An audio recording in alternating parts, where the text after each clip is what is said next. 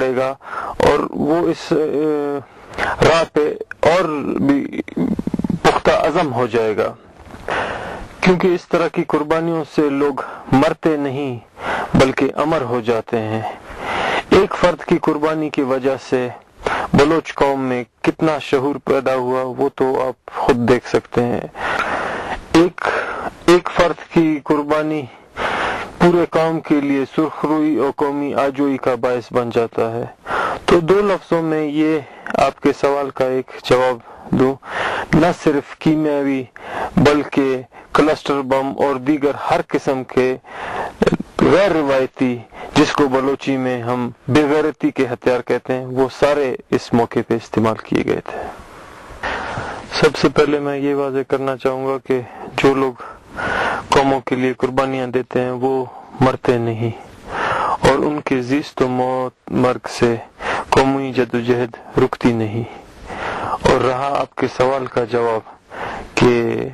کس نے آپ کو یہ اندیا دیا ہے کہ بلوچ قومی جدوجہد ختم ہو چکی ہے، اور دوسرا یہ کہ متحد ہونے کے لیے دیر ہو چکی ہے، تو قومیں اپنے منزل مقصود، یہ منزل عالی قومی آجوئی کے لیے دسیوں نے، سینکڑوں نے، ہزاروں سالوں تک جدوجہد کرتے تھکتے نہیں ہیں، اور وہی قومیں سرخ رو اور اپنے منزل تک پہنچتے ہیں جو کہ اپنے جدوجہد مسلسل کو جاری رکھیں۔ ان قوموں کی فہرست میں بلوچ قوم کافی پچھلے صفوں میں کھڑا ہوگا جن نے اپنی قومی قربانیاں دی۔ میں نہیں کہتا کہ بلوچ نے قوم کے خاطر قربانیاں نہیں دی، لیکن ابھی تک ہمیں بہت سی زیادہ قربانیاں اور بھی دینی ہیں، کیونکہ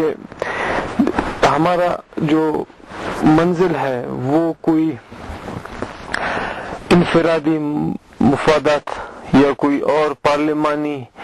نظام، پاکستانی پارلیمانی نظام نہیں، بلکہ مادر وطن بلوچستان کی آجوئی ہے، اور اس کے لیے اگر کہ جان و مال کی قربانی دی جائے، مادر وطن کے لیے اپنا سر بھی کٹوایا جائے، تو وہ میرے خیال میں کچھ کم نہیں۔ اور جو لوگ اس ڈاڈا بلوچ نواب اکبر خان بگٹی کے اس قربانی کو وقتی جوش و جذبے ولولے میں گوا کر پانی میں جیسے ملا کے بہا دے، اس کو میں حقیقت میں گناہ کبیرہ سمجھتا ہوں، کیونکہ اس طرح کی قربانیوں کو ایک سنگ میل کی حیثیت سے لیا جاتا ہے، اور اس کو ایک سنگ میل کی حیثیت سے استعمال کیا جائے، جس سے ہمیں بلوچ قومی جدوجہد میں ایک متحد ہونے کے لیے ایک نظریہ پختہ کرنے کے لیے ایک پلیٹ فارم ملے۔ تو جو قوم پرست پارٹیاں یا کچھ ایسے لوگ اس کو اگر کہ اپنے مفاد میں استعمال کریں، میں کسی کا نام نہیں لینا چاہتا کیونکہ میں کسی کی طرف ہاتھ لمبا کر کے اس کو اشارہ نہیں کرتا، میرے خیال میں بلوچ قوم آج خود کافی حد تک باشعور ہو چکی ہیں کہ اپنے دوست و دشمن کو اچھی طریقے سے پہچانتے ہیں، اور اس طرح کی قربانیوں کو اگر کہ ہم ایک سنگ میل کی حیثیت سے لیں اور اس سے کچھ سبق سیکھیں، تو پھر قوموں کے جدوجہد میں پیش رفت بھی ہو سکتی ہے۔ اگر اس چیز کو دیکھیں کہ ایک آدمی کے قربانی سے قوم میں کتنا شعور اور تیر بدلا ہے، اور اگر کہ ہر بلوچ کمر بستہ ہو جائیں اس قسم کی قربانی کے لیے، تو آپ خود اندازہ لگائیں بلوچ قومی جدوجہد یا قومی مسئلہ کہاں سے کہاں پہنچ سکتا ہے۔ اور جہاں تک رہی بات اتحاد کی، تو اتحاد ہر قوموں کے لیے، اور ہر وہ قوم جو قومی آجوئی کے لیے جدوجہد کر رہا ہو اس کے لیے ایک بنیادی عضو ہے، لیکن اس بات کو بھی بھولنا نہیں چاہیے کہ اتحاد کس کے ساتھ اور کس لیے، اتحاد کی بنیادی وجوہات کیا ہیں۔ آپ اگر کہ کوئی ایک عمارت بھی تعمیر کر رہے ہوں تو اس کے لیے پہلے ایک نقشہ بنایا جاتا ہے، اس کا ایک خاکہ ہوتا ہے، پھر اس کے لیے کوئی مواد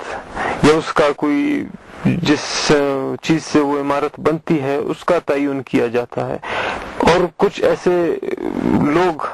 چنے جاتے ہیں جو کہ اس کام میں اسپیشلائزڈ ہوں، جن کا کام یہی ہو وہ اندازہ لگائیں کس زمین پہ اس عمارت کو بنائی جا رہی ہے، اس زمین کے خصوصیات کیا ہیں، اس میں کس قسم کے مواد استعمال کیے جائیں، تو پھر وہ عمارت مضبوط اور دائم ہوتا ہے۔ اور اسی طرح اگر کہ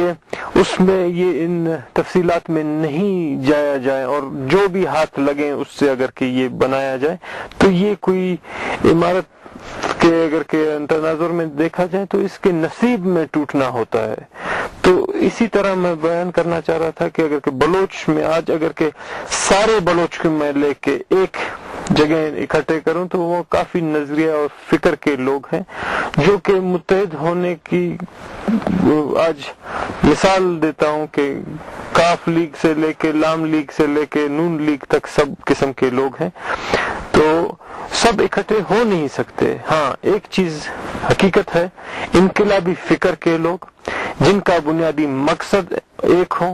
جن کا منزل ایک ہو، اور وہ اس مقصد و منزل کے لیے قربانی دینے کے لیے تیار ہوں، اس قسم کے لوگ اگر کہ اکٹھے ہوں اور ایک متحدہ محاذ پہ کوئی پارٹی یا کوئی چیز تشکیل دیں، وہ کامیاب بھی ہو سکتی ہے اور وہ اس کو منزل مقصود تک پہنچانے کا ایک وسیلہ بھی بن سکتا ہے۔ جو شعور انفرادی ہو اور قوموں میں پذیرائی نہ ملے تو وہ شعور کو ایک فلسفہ اور فکر کہا جا سکتا ہے۔ اس کو قومی سطح پہ پھیلانے کے لیے قوموں کو آسواف یعنی خون کی ہولی کھیلنی پڑتی ہے، تب جا کے یہ فکر قومی نجات کا یا متحد ہونے کا ایک وسیلہ بن جاتا ہے۔ تو یہ کہنا بیوقوفی ہوگا کہ دیر ہو چکی ہے اتحاد کرنے کے لیے۔ کلات جرگے کو آپ کس نظر سے دیکھتے ہیں؟ کچھ ایسے سوالات ہوتے ہیں کہ جن کو جواب دینے اپنے ہی کپڑے اتارنے کے مترادف ہوتا ہے، اور ان میں سے میرے خیال میں یہ بھی انہی سوالوں میں سے ایک ہے۔ میں کسی عمل یا کسی بلوچ کو برا یا بلا کہنا پسند نہیں کروں گا، کیونکہ میں خود بھی ایک بلوچ ہوں، اور کسی بلوچ کو اگر کہ برا بلا کہتا ہوں تو میں اپنے آپ کو بھی برا بلا کہہ رہا ہوں گا۔ لیکن اس سوال کو جواب میں کچھ سوالات بلوچ قوم سے کرتا ہوں کہ سب سے پہلے تو یہ ہے کہ کیا کسی خونخوار ظالم بھیڑیے کو آدمی دلیل و دلائل سے مروب کر سکتا ہے، اس کو اس بات پہ قائل کر سکتا ہے کہ وہ آپ کو نہ کھائیں یا اپنے فطرت سے باز آ جائیں؟ اور دوسری بات یہ ہے کہ کیا یہ ممکن ہے کوئی غیر ملکی ادارہ اٹھ کے بلوچ کو اس کی آجوئی دلا دیں؟ ہاں یہ ایک حقیقت ہے جس کو سے میں